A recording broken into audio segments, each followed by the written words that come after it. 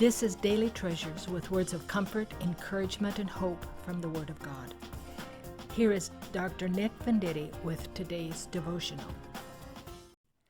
January 23, God's perfect timing. Welcome to Daily Treasures from the Word of God. Today's reading is Esther 1 through 5. Our lesson is from Esther 4:14. And who knows whether you have not attained royalty for such a time as this? The book of Esther has been criticized because the personal name of God does not appear.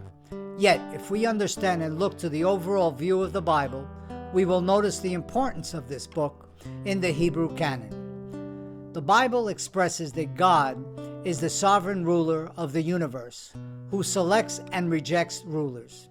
There are times He allows certain rulers and people to dominate Israel in order to teach them a lesson. In addition, the Lord raises up people who are His voices to societies regarding His purposes. A few examples are Moses, Joseph, Daniel, Isaiah, and Esther. Let's discover the three perspectives regarding the Lord in the book of Esther. First, the Lord allowed the king's chauvinism. King Ahasuerus had a banquet for all his princes and attendants. Queen Vashti did the same for the women. The king and his guests were intoxicated. He asked his eunuchs to bring in the queen to his presence for everyone to see her beauty. She refused. King Ahasuerus banished the queen from his presence. He then looks for a new queen, and Esther, a young Jewish girl, is selected. She was the niece of Mordecai, who was one of the king's counselors. Second, the Lord permitted the decree. King Ahasuerus had another counselor by the name of Haman. He hated Mordecai and looked for a way to have Mordecai killed, but also to have his people exterminated. Haman devised a plan whereby he influenced the king into believing that all the Jews were his enemies.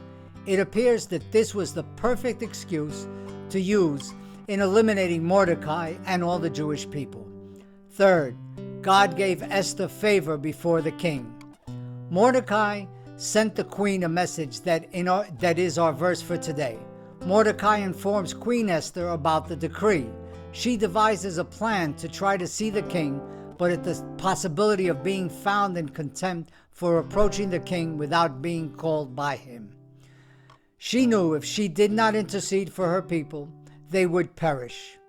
What did she do? Esther decided to save her people. The result was that Haman and his family and other enemies of the Jews were executed. Summarizing, the Lord allowed the king's chauvinism, the Lord permitted the decree, finally, the Lord gave Esther favor before the king. Truly, God's hand was on Esther. There are times believers are to stand for God and His purposes over cultural norms. Due to her tenacity and trust in God, her people were saved from total annihilation. It has been a pleasure to share with you daily treasures from the Word of God. Tomorrow's Bible reading is Esther 6 through 10. Let's not forget the words of the psalmist. The law of your mouth is better to me than thousands of gold and silver pieces. Until tomorrow, and may God bless you in abundance as you study the Word of God.